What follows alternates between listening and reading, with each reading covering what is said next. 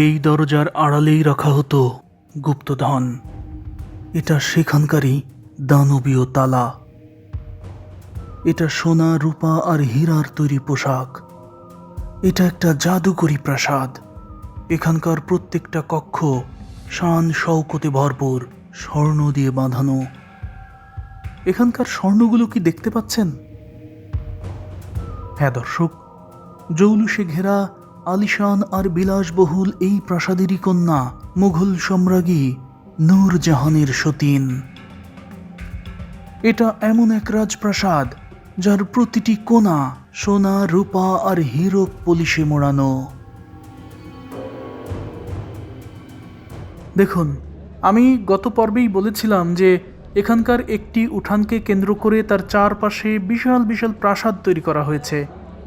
দেখুন, এটা আর একটি উঠান, এবং এই উঠানেও চারপাশে রয়েছে আকাশচুম্বী দালান। এখানকার প্রাসাদের সবচেয়ে বড় বৈশিষ্ট্য হচ্ছে এর নিখুঁত নকশা। এই যে দেখতে পাচ্ছেন, প্রত্যেকটাই এত সুন্দর। এমন মোহনীয় নকশা সাধারণত খুব কম প্রাসাদে দেখা যায়। আর সবচেয়ে বড় কথা, এই নকশাগুলো একেবারে অবিকল রয়েছে, অক্ষত রয়েছে। আর এই প্রাসাদের একেবারে মেঝে থেকে ছাদ পর্যন্ত যত দূর চোখ যাচ্ছে তত দূরই আসলে নানা রকমের, নানা ঢঙের নকশায় মোড়ানো। এবং স্থাপত্যকলার যে বৈশিষ্ট্য বা স্থাপত্য কত ধরনের হতে পারে, এই বিষয়টি কেউ যদি জানতে চায় তাহলে অবশ্যই তাকে রাজস্থানের এই অঞ্চলটি সফর করা উচিত। হ্যাঁ দর্শক, এটা প্রিন্স অব বিল্ডার্স খ্যাত সম্রাট শাহজাহানের নানার বাড়ি, নূরজাহানের সতীনের বাড়ি।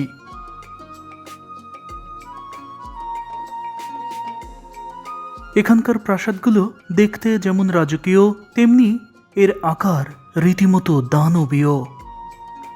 অথচ বিশাল আকারের এই অবিশ্বাস্য পাথুরে প্রাসাদে কোনো ধরনের সিমেন্ট ব্যবহার করা হয়নি। শুধুমাত্র জয়েন্টে জয়েন্টে ভিড়িয়ে দিয়ে একটার সাথে আরেকটা, একটার ওপর আরেকটা, এই থিওরিতে এখানকার গাঁথনিগুলো সম্পন্ন হয়েছে। সম্রাট শাহজাহানের পিতা জাহাঙ্গীরের দ্বিতীয় স্ত্রী মানমতি বাই এই বাড়িরই রাজকুমারী ছিলেন, আর এই মানমতিরই সন্তান সম্রাট শাহজাহান। শাহজাহানের পিতা সম্রাট জাহাঙ্গীরের প্রথম এবং দ্বিতীয় বিয়ে দুটোই রাজনৈতিক সমঝোতার অংশ। তার প্রথম স্ত্রী মানবাই ছিলেন আমেরের রাজা ভগবন্ত দাসের কন্যা। তিনি সম্রাট জাহাঙ্গীরের বড় সন্তান খুসারাও মির্জার মা। এরপর তিনি দ্বিতীয়বার বিয়ে করেন এই বাড়ির রাজকন্যা রাজকুমারী মানমতিকে।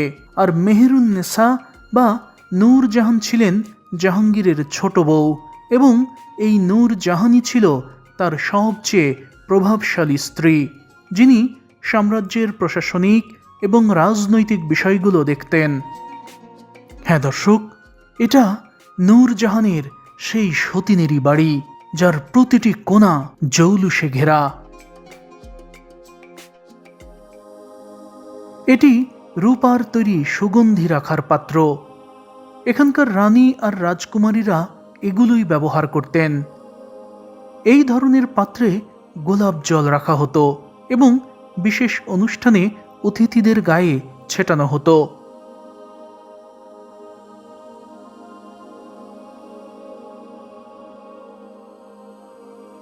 এটা স্বর্ণ মাখানো কলম বক্স, যার ভেতরে গোপন নথিও রাখা যেত, যে কারণে এটি খুলতে হতো চাবি দিয়ে। আর পাশেরটি স্বর্ণের প্রলেপ দেওয়া পানদানি। এগুলো সবই এখানকার মহারাজার। পিতলের ওপর সূক্ষ্ম নকশা করে তার উপর দেওয়া হয়েছে স্বর্ণের প্রলেপ। নিয়েলো এবং দামাস্কিন পদ্ধতিতে এই কাজ করা হয়েছে।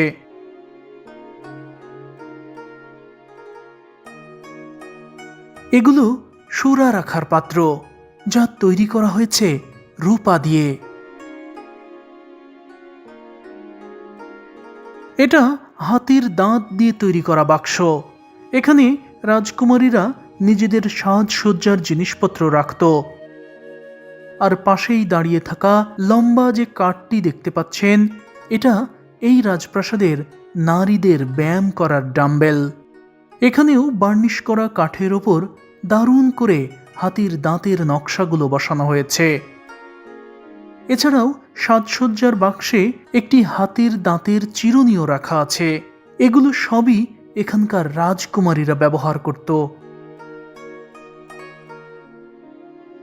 হ্যাঁ দর্শক, মানমতি, শাহজাহানের মা, নূরজাহানের সতীন, তিনি এমন শান শৌকতে ভরা বাড়িরই রাজকুমারী ছিলেন। তার বাপদাদারা এখানকার মহারাজা। যোধপুর, এটা মারওয়ার সালতানাতের রাজধানী। এটি একটি প্রাচীন জলাধার। এই জলাধারের পানি প্রাচীন বিশুদ্ধকরণ পদ্ধতিতে বিশুদ্ধ করে পান করতেন এখানকার রানী, রাজকুমারী আর মহারাজারা। অর্থাৎ এটি এমন একটি জলাধার যার পানি পান করেছেন সম্রাট জাহাঙ্গীর থেকে শুরু করে তার স্ত্রী মানমতি বাই, শাহজাহান, সবাই। নূরজাহানের সতীনের এই প্রাসাদে এটাই ছিল সবচেয়ে বড় জলাধার। এটি 1459 সালে এখানকার প্রথম রাও যোধার স্ত্রী রানী জাসমাদে হাদির নির্দেশে এটি তৈরি করা হয়। যেহেতু এটি রানীর আদেশে তৈরি করা হয়েছে, তাই এর নাম রানীসার। রাজস্থানী সার শব্দের অর্থ জলাধার। তবে এখানকার পানি দুর্গের ভেতরে নিয়ে যাওয়ার জন্য আরহাত নামক একটি ইরানি প্রযুক্তি ব্যবহার করা হতো। পার্সিয়ান হুইল নামক এই চাকায় মাটির কলসির মালা বাঁধা থাকত, যা গরু বা মহিষ দিয়ে ঘুরিয়ে নিচ থেকে পানি উপরে তোলা হতো। অর্থাৎ রাজা রানীরা এখানে এসে পানি পান করতেন কিংবা গোসল করতেন, বিষয়টি তা নয়, বরং এই পানি তাদের জন্য ওপরে নিয়ে যাওয়া হতো। এটা আরেকটি জলাধার। ইরানি আরহাত প্রযুক্তির মাধ্যমে প্রাসাদের এক কোণে থাকা এই জলাধারেই রানীসার থেকে পানি এনে জমানো হতো। প্রাচীন এই বাড়ির মধ্যে থেকে পানি নিয়ে আসার জন্য একটি রাজকীয় সিঁড়ি পথও রয়েছে এখানে।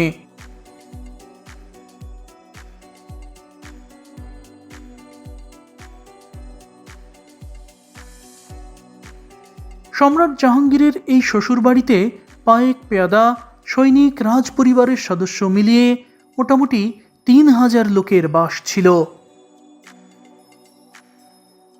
পর্দায় এই যে বিশাল আকারের কড়াই দেখতে পাচ্ছেন, এই দানবীয় আকৃতির কড়াইতেই এখানকার 3000 লোকের রান্না করা হতো। তবে মহারাজার জন্য রান্না করা হতো আলাদা পাত্রে।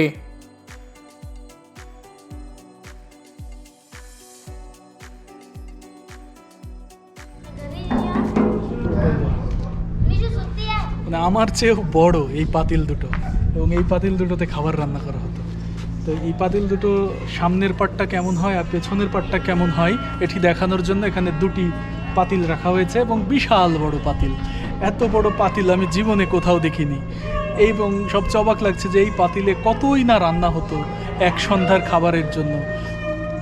কতজন রান্না করতো, কত খড়ি লাগতো, কত কেজি চাল লাগতো, বা যে রান্নাটা করতো সেগুলো কত বেশি রান্না করা হতো। সেই বিষয়গুলো যত ভাবছি ততই অবাক হচ্ছি। কড়াইটির আকার দূর থেকে ছোট মনে হলেও আমি যখন এর কাছে আসি তখন রীতিমতো অবাক হয়ে যায়। এর আকার সাধারণ লোকদের কিনারারও বাইরে। এটা এতটা বিশাল। এখানে কি পরিমাণ মানুষের বাস ছিল এই বাদশাহী কড়াই তার সাক্ষ্য দিচ্ছে।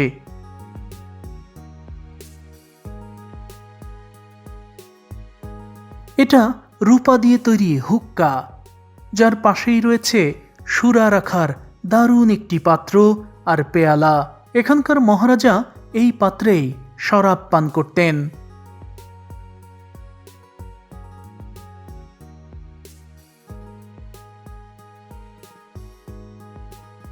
ডান দিকের এটা গোলাপ জল রাখার পাত্র, আর মাঝখানেরটি ফুলদানি, আর ঢাকনাওয়ালা যে পাত্রটি দেখতে পাচ্ছেন এর নাম ইত্রদান। এটি সুগন্ধি তেল বা আতর রাখার পাত্র। এখানকার রাজকীয় দালানে এগুলো দিয়েই সুগন্ধি ছড়ানো হতো। দস্তা, তামা আর সীসার মিশ্রণে তৈরি করা এসব পাত্রের ওপর রূপার নকশা বসানো হয়েছে। আর এই চমৎকার শিল্পকর্মটিকে বলা হয় বিড্রি ওয়্যার, যার আদি উৎপত্তি হায়দরাবাদের বিদার অঞ্চলে।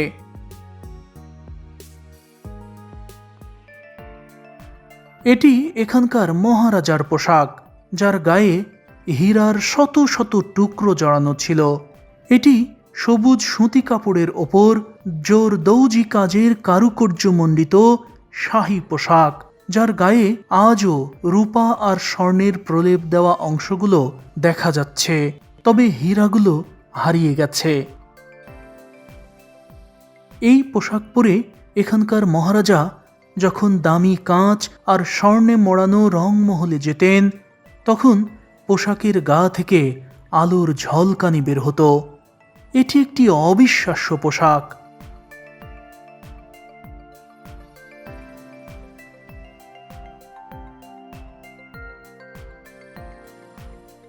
এটা এখানকার প্রথম রেলওয়ে স্টেশন রায়কাবাঘের কাঠামো, যা হাতির দাঁত দিয়ে তৈরি করা হয়েছে।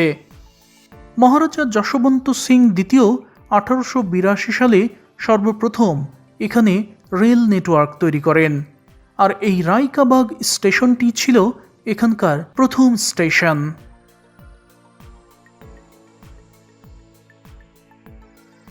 হাতির দাঁতের তৈরি দুটি গাড়িও এখানে রাখা আছে। আসলে মারওয়া সালতানাতের পালি এবং মেরতা শহর ছিল হাতির দাঁতের কাজের জন্য বিখ্যাত।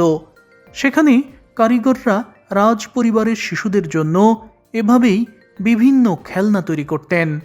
তবে এখানে রাখা গাড়ি দুটো খেলনা নয়, বরং এখানকার গাড়ি দুটো ওই সময়ের মহারাজা যশবন্ত সিং দ্বিতীয় যে রোলস রয়েস গাড়ি ব্যবহার করতেন, এটা তার রেপ্লিকা। অর্থাৎ এই রাজপরিবার বহু আগে থেকেই যে আধুনিকতার ছোঁয়া পেয়েছে, এটা তারই দৃষ্টান্ত।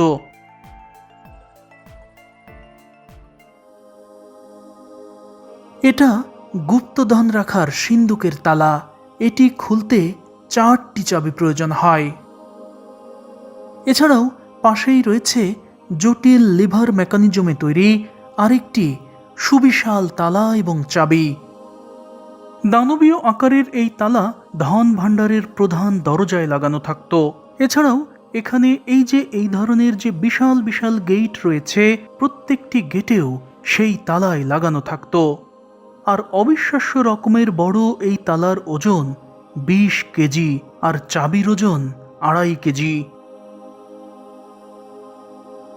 পর্দায় খাসমহলের সামনের করিডোরে টাঙিয়ে রাখা এই যে সামিয়ানা দুটি দেখতে পাচ্ছেন, এগুলো বিশেষ সামিয়ানা। এখানকার মহারাজা যখন যুদ্ধের সময় অথবা জঙ্গলে শিকার করতে যেতেন, তখন মহারাজার জন্য সেখানে এভাবেই রাজকীয় ঢঙে সামিয়ানা টাঙিয়ে দেওয়া হতো। প্রধান সেনাপতির জন্য ছিল আলাদা সামিয়ানা, আর অন্যদের জন্য ছিল সাধারণ তাঁবু। তবে মহারাজার সামিয়ানায় বিছানো থাকত রূপার সুতার তৈরি রেশমি কাপড়, আর এগুলোই সেই অরিজিনাল কাপড়, যেগুলোই আজও রূপার চিকন সুতার গাঁথনি রয়েছে।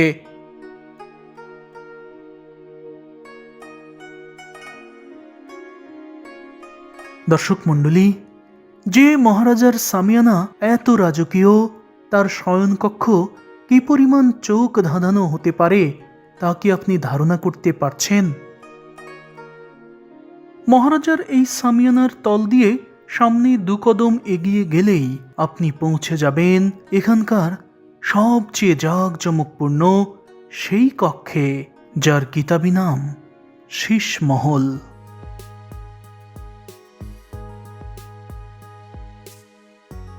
হ্যাঁ দর্শক, এটি এখানকার জাঁকজমকপূর্ণ সেই কক্ষ, শীষ মহল।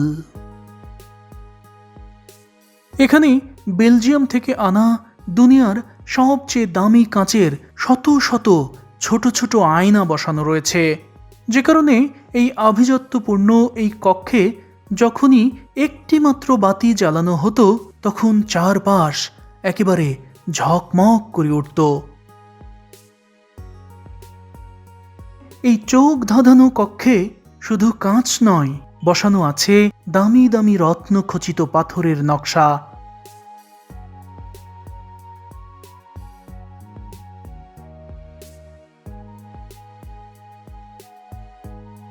তবে এই শীষমহলকে অনেকেই মনে করেন গোসলখানা, কিন্তু আসলে জমকালো এই কক্ষটি মহারাজার বিশেষ কক্ষ, যার পাশেই রয়েছে স্বর্ণে মোড়ানো তার বেডরুম।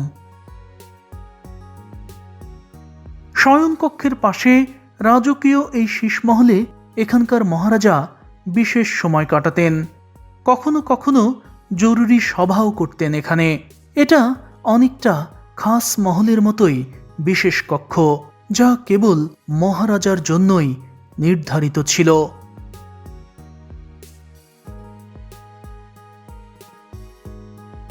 এখানকার সূক্ষ্ম কারুকার্যময় ফুল লতাপাতার পাথুরে নকশাগুলো দেখলে মনে হয় যেন এতে শিল্পী তার হৃদয়ের নিপুণতা উজাড় করে দিয়েছে। আয়না আর রঙের এই মায়াবী বন্ধন যেন আলো ছায়ার এক ছন্দময় নৃত্য, যা বিলাসী এই কক্ষের প্রতিটি কোণকে করে তুলেছে অপরূপ মোহনীয়। হ্যাঁ দর্শক, এখানকার সবকিছুই অবিশ্বাস্য।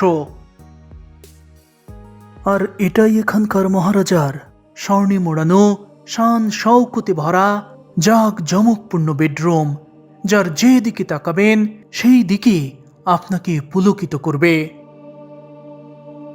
এখানে দেয়ালে যে সোনালী অংশগুলো দেখতে পাচ্ছেন, এগুলো সবই খাঁটি স্বর্ণ। এ যেন স্বর্ণময় এক স্বপ্নপুরী। মহারাজার এই শয়ন কক্ষটি কেবল একটি কক্ষ নয়, বরং শিল্পকলার এক জীবন্ত আখ্যান, যার দেয়ালে লেপ্টে থাকা সোনার প্রলেপ যেন শতাব্দীর ধুলো ঝেড়ে আজও জানান দিচ্ছে তার রাজকীয় আভিজাত্যের কথা। এটি এতই রাজকীয় কক্ষ, যার প্রতিটি কোণায় রয়েছে কোনো না কোনো নিপুণ নকশা।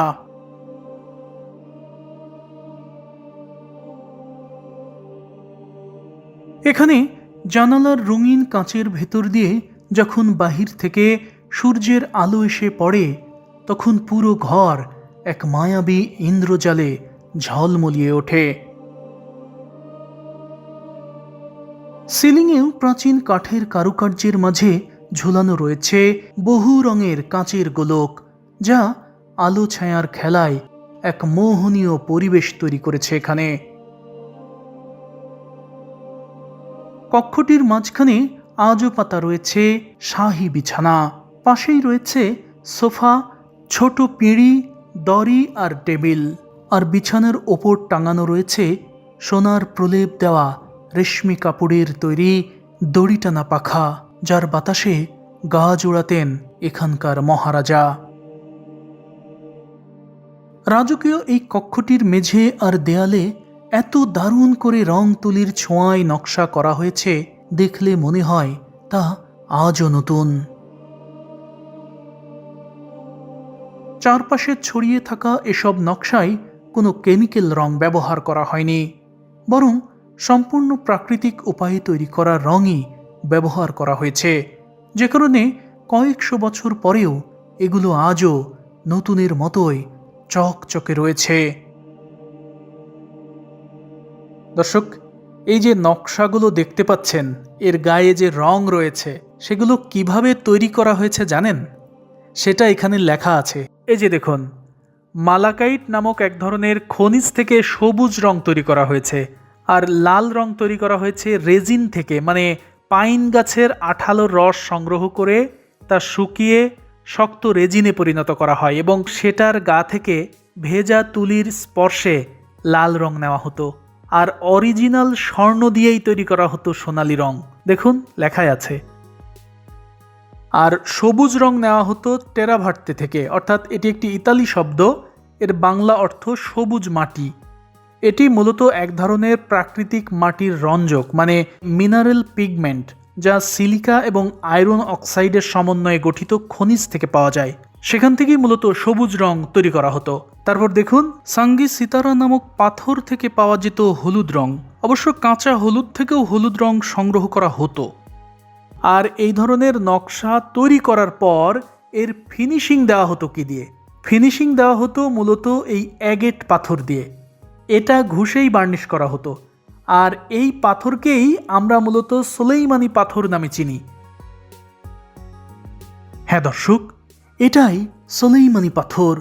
এটা আমি এখানে এসে দেখতে পাবো তা কোনোদিনও কল্পনা করিনি।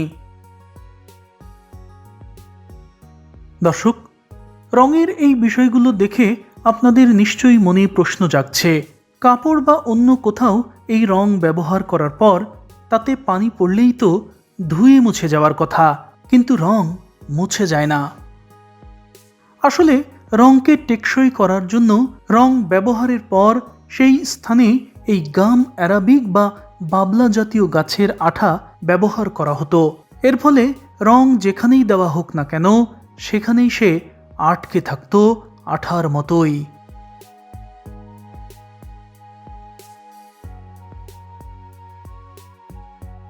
এছাড়াও এই নীল সবুজ রঙের খনিজ পাথর থেকে নেওয়া হতো ফিরোজা রং। আর রাসোড নামের এই খনিজ উপাদান ব্যবহার করা হতো উজ্জ্বলতা বা ব্রাইটনেস নিয়ন্ত্রণ করার কাজে। হ্যাঁ দর্শক, এটা একটা অবিশ্বাস্য প্রাসাদ। এখানে শুধু রাজকীয় নকশাই নয়, বরং অকল্পনীয় ইঞ্জিনিয়ারিং কৌশল প্রয়োগ করা হয়েছে এর প্রতিটি বাঁকে, যা আপনার কল্পনারও বাইরে। মেহরানগড়, এটা একটি রাজসিক প্রাসাদ যার প্রতিটি কোণায় মিশে আছে কয়েকশো বছরের ইতিহাস আর আভিজাত্যের গল্প।